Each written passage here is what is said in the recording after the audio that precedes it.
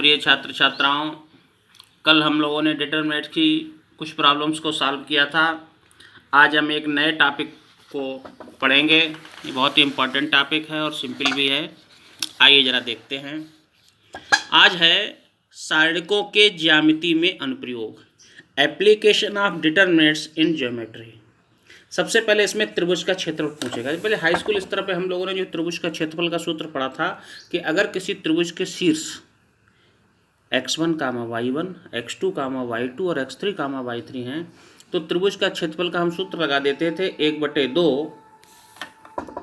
हम जानते हैं कि यदि किसी त्रिभुज के शीर्ष x1, y1, x2, y2 तथा x3, y3 हैं तो उस त्रिभुज का क्षेत्रफल निम्नलिखित सूत्र से ज्ञात किया जाता था।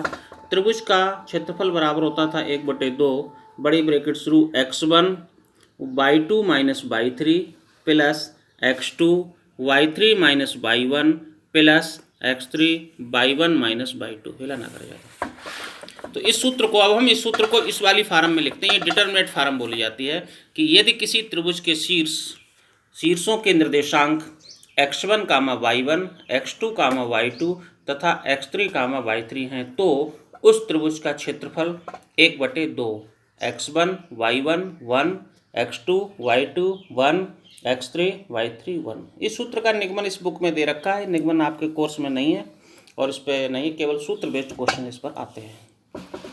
तो सूत्र हम क्या लगाएंगे कि यदि किसी त्रिभुज के शीर्षों के निर्देशांक दे रखे हैं, पहले वाले शीर्ष को x1, y1 मान लेंगे, दूसरे वाले को x2, y2 मान लेंगे, तीसरे वाले को x3, y3 मान लेंगे तो उस त्रिभुज के क्षेत्रफल का सूत्र होता है 1/2 x1 y1 1 x2 y2 1 x3 y3 1। आइए कुछ चीज़ें और सीखते हैं इसमें। चूँकि क्षेत्रफल एक धनात्मक राशि है, क्षेत्रफल हमेशा कोई भी क्षेत्रफल निकालेंगे त्रिभुज का तो हमेशा जो है धनात्मक राशि है, इसलिए क्षेत्रफल ज्ञात करने के लिए हम सदैव उक्त सारणी का निरपेक्ष मान लेते हैं। यदि क्षेत्रफल दिया हुआ है तो गणना के लिए उक्त सारणी के धनात्मक एवं ऋणात्मक दोनों मानों का प्रयोग किया जाता है। अगला टॉपिक आता है इसमें 3 बिंदुओं के संरेख होने का प्रतिबंध। तुमने हाई स्कूल में भी सवाल लगाया होगा कि अगर हमारे 3 बिंदु दे रखे हैं, पहला बिंदु x1, y1, x2, y2 फिर x3, y3 है तो त्रिभुज का क्षेत्रफल निकाल दिया करते थे और वो त्रिभुज का क्षेत्रफल कितना आता था? 0। तो हम जब त्रिभुज का क्षेत्रफल 0 आता था तो कह देते थे अतः बिंदु संरेख हैं। अब यहाँ पर हम लोग कैसे सिद्ध करेंगे इंटर लेवल पर कि 3 बिंदु के संरेख होने का प्रतिबंध होता है condition of collinearity of 3 points. तो इसमें हमारा हो जाएगा माना 3 बिंदु A x1, y1, माना 3 बिंदु A x1, y1, B x2, y2 तथा C x3, y3 हैं तो त्रिभुज ABC संरेख हैं। तो त्रिभुज ABC का क्षेत्रफल बराबर 0। तो त्रिभुज ABC का क्षेत्रफल बराबर कितना होगा? 0 होगा। बराबर होगा 1/2 x1 y1 1 x2 y2 1 x3 y3 1। ये बराबर कितना होगा? 0। 1/2 को 0 से भाग कर देंगे तो ये x1 y1 1 x2 y2 1 x3 y3 1। तो ये त्रिभुज का क्षेत्रफल है। तो ये त्रिभुज का क्षेत्रफल अगर 0 के बराबर आएगा तो हम इसमें कह देंगे कि बिंदु हमारे संरेख हैं। एक नई चीज़ और बताते हैं कि 2 बिंदुओं से होकर जाने वाली रेखा का समीकरण। हाई स्कूल में तुम्हें ध्यान होगा तो हम लोग 2 बिंदुओं से होकर जाने वाली रेखा का सूत्र पढ़ा करते थे y माइनस के y1 बराबर y2 माइनस के y1 बटे x2 माइनस के x1 और ब्रैकेट में x माइनस के x1 है। अब यहाँ पे इसको डिटरमिनेंट फॉर्म में सॉल्व करते हैं। तो equation of line passing through 2 points हैं। तो हम इसमें लिखेंगे कि माना 2 बिंदु, एक बिंदु A x1, y1 तथा B x2, y2 हैं।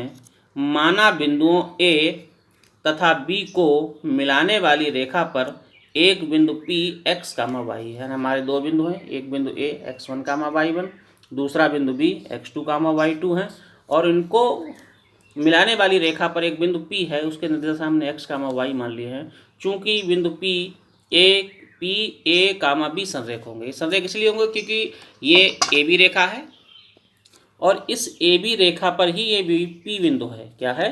ये AB रेखा है हमारी और इसी पर हमारा ये P बिंदु है। तो इसका मतलब ये तीनों बिंदु कैसे हो गए? संरेख हैं। संरेख का मतलब एक ही रेखा में है। तो इसमें क्या हो जाएगा? तो इसीलिए x y1 x1 y1 1 x2 y2 1 बराबर 0। इसकी वैल्यू क्या के बराबर होगी? 0 के बराबर। आइए इसको और देखते हैं थोड़ा ध्यान से।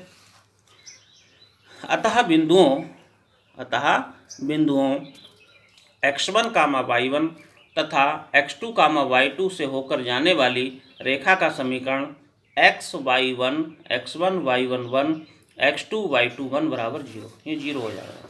Example number 1। एग्जाम्पल नंबर 1 क्या है कि उस त्रिभुज का क्षेत्रफल ज्ञात कीजिए जिसके शीर्ष -2 -3 3 कामा 2 -1 कामा -8 हैं। तो उस त्रिभुज का क्षेत्रफल ज्ञात कीजिए जिसके ये शीर्ष दे रखे हैं, जिसके क्या दे रखे हैं, शीर्ष दे रखे हैं। तो अब इसमें इंटरमीडिएट में अभी जो हमने सूत्र बताया था वही लगाएंगे। पहले वाले बिंदु को x1 y1, दूसरे को x2 y2, फिर ये x3 y3 1। अभी देखिए सूत्र की तरफ इधर निगाह डालिए। हमने सूत्र लिखा था त्रिभुज का क्षेत्रफल 1/2 x1 y1 1 x2 y2 1 x3 y3 1। ठीक है, तो ये हमारे क्या था, त्रिभुज के क्षेत्रफल। हमने x1 y1 x2 y2 x3 y3 के मान रख दिए यहाँ पर। देखिए 1/2 ज्यों का त्यों। x1 का मान कितना है -2, y1 का मान कितना है -3 1, x2 का मान कितना है 3, y2 का मान कितना है 2 और ये 1 हो जाएगा। x3 का मान -1, y3 का मान -1 और 1/2। अब हम क्या करेंगे, देखिए कॉलम में हमारा 1 1 1 बन रहा है तो हम 2 0 बना लेंगे, 2 0 बनाएंगे। 2 0 क्यों बनाएंगे, जिससे ये 3/3 की जो डिटरमिनेंट है वो 2/2 में बदल जाती है और हमारे सवाल सॉल्व होने में आसानी होती है। हमने तुम्हें कल के उसमें बताया था कि अगर हमारे कॉलम में 1 1 हो तब हम ऑपरेशन R1 माइनस के R2 और R2 माइनस के R3 लगाते हैं, और अगर हमारी रो में 1 1 1 बन रहा हो तो हम ऑपरेशन हमेशा C1 माइनस के C2 और C2 माइनस के C3 लगाएंगे। तो यहाँ R1 एरो R1 माइनस के R2 तथा R2 माइनस के R3। अब यहाँ देखो बराबर 1/2 ऐसे -5 ये देखिए इसको सॉल्व किया है, घटाया है, R1 में से R2 घटा दिया, -2 यानी कि -2 R1 में R2 घटा रहा है, -2 में से -3 घटाओगे तो -5 हो जाएगा।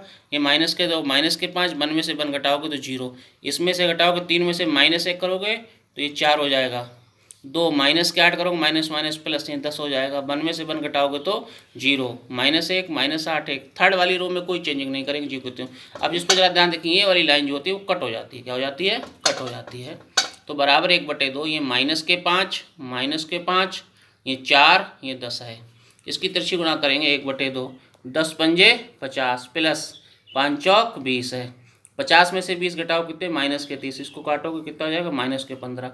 ये बराबर 15 वर्ग इकाई है। दूसरा देखो, सारणिकों का प्रयोग करके बिंदुओं 2, 1 तथा 3, 9 को मिलाने वाली रेखा का समीकरण ज्ञात कीजिए। रेखा का समीकरण ज्ञात कीजिए। ठीक, तो इसमें कह रहा है कि सारणिकों का प्रयोग करके बिंदु इतने और इतने को मिलाने वाली रेखा का समीकरण ज्ञात कीजिए। अभी जो दूसरा सवाल हमने बताया था कि 2 बिंदुओं से होकर जाने वाली रेखा का समीकरण, तो बिंदु 2, 1 तथा 3, 9 से होकर जाने वाली रेखा का समीकरण सूत्र क्या था, x1 y1 1 x2 y2 1। तो ये x1 y1 के मान रख दिए, x1 की जगह पे 2, y1 की जगह पे 1 1, ये x2 की जगह पे कितना है 3, y2 की जगह पे कितना 9 बराबर। अब इसको सॉल्व करेंगे, देखिए 1 1 1 1 बन रहा है कॉलम में, तो ऑपरेशन कौन सा लगाओगे, R2 माइनस के R1 और R3 माइनस के R1। इन्होंने क्या किया, नीचे से 0 बना लिया। अगर आप चाहें तो इसमें R1 माइनस के R2 और R2 माइनस के R3 वाला भी ऑपरेशन लगा सकते हैं, कोई सवाल में फ़र्क नहीं आएगा। इन्होंने जो ऑपरेशन लगाया वो लगाया R2 माइनस के R1 तथा R3 माइनस के R1 तथा R3 माइनस के R1। अब जरा घटाइए, देखिए 1 में से 1 घटाओगे तो देखिए अब R1 में से R2 घट रही है, तो ये ऊपर वाली पहले वैसे ही R1 ज्यों के त्यों x y 1, R2 में से 2 में से x घटाओगे 2 माइनस x, 1 में से y घटाओगे 1 माइनस y, 1 में से 1 घटाओगे 0, 3 में से x घटाओगे 3 माइनस x, 9 में से y घटाओगे 9 माइनस y, 1 में से 1 घटाओगे 0 बराबर 0। ये इसको देखिए लाइन कट हो जाएगी, तो ये देखिए तिरछी गुणा करोगे, इसकी गुणा इसके साथ और इसकी गुणा इसके साथ, 2 माइनस x 9 माइनस y इतने हो जाएगा। इसको सॉल्व करेंगे तो ये 8x माइनस y बराबर 15। ये जो है इन 2 बिंदुओं से होकर जाने वाली रेखा का समीकरण आ जाएगा। आइए तीसरा सवाल है, इस तरीके के सवाल खूब पूछे जाते हैं। यदि बिंदु 2, -3, -1 तथा 0, 4 संरेख हैं। यदि बिंदु हमारे कितने हैं, एक बिंदु हमारा 2, -3 है, एक -1 है और दूसरा 0, 4 संरेख हैं, पहले वाले बिंदु को x1 y1 मान लेंगे, दूसरे वाले को x2 y2 मान लेंगे, तीसरे वाले को x3 y3 मान लेंगे और संरेख है तो k का मान ज्ञात कीजिए। तो दिया हुआ है कि बिंदु संरेख है तो जो त्रिभुज का क्षेत्रफल है जो यहाँ 1/2 होता है, शुरू में वो हमने 0 में पहुँचा दिया, क्योंकि जब बिंदु संरेख होते हैं तो त्रिभुज का क्षेत्रफल किसके बराबर होता है? 0 के बराबर होता है। तो अब यहाँ पर देखिए क्या है, x1 y1 1, x2 y2 1, x3 y3 1। ये x1 y1 की वैल्यू रख दी गई है, ये x2 y2 की वैल्यू रख दी गई है और ये x3 y3 की वैल्यू रख दी गई है। आगे वाले पोर्शन में क्या किया गया है? इसको सरल किया गया है। ध्यान से देखिए, इसमें भी ऑपरेशन वही लगाया इन्होंने कि R2 माइनस के R1, R2 माइनस के R1 तथा R3 माइनस के R1। तो करने से क्या हुआ, ये 2 0 बन जाएंगे और ये वाली लाइन कट हो जाएगी। तो ये जो 3/3 की डिटरमिनेंट है वो 2/2 में डिटरमिनेंट में चेंज हो जाएगी। आगे देखते हैं। अब ये देखो k माइनस, ये लाइन कट हो गई ऑपरेशन लगाने से।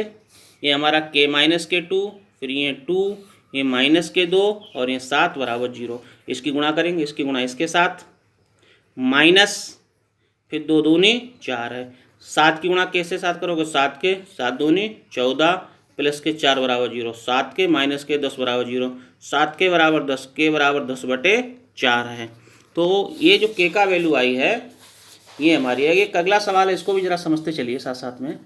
सारणिकों का प्रयोग करके a बराबर 1, 3 तथा b बराबर 0 को मिलाने वाली रेखा का समीकरण ज्ञात कीजिए, k का मान ज्ञात कीजिए। इसमें जो k का मान ज्ञात कीजिए, यदि d k, 0 इस प्रकार है कि त्रिभुज ABD का क्षेत्रफल 3 वर्ग इकाई है।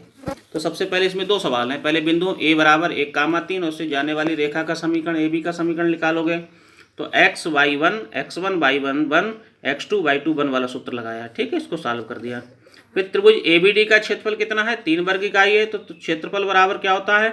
1/3 x1 y1 1, x2 y2 1, x3 y3 1। इसको x1 y1, इसको x2 y2 और d वाले को x3 y3 निर्देशांक मान लिए और इसको सरल कर दिया। k की वैल्यू निकल गई है। आज इतना ही, कल नेक्स्ट अगली क्लास में।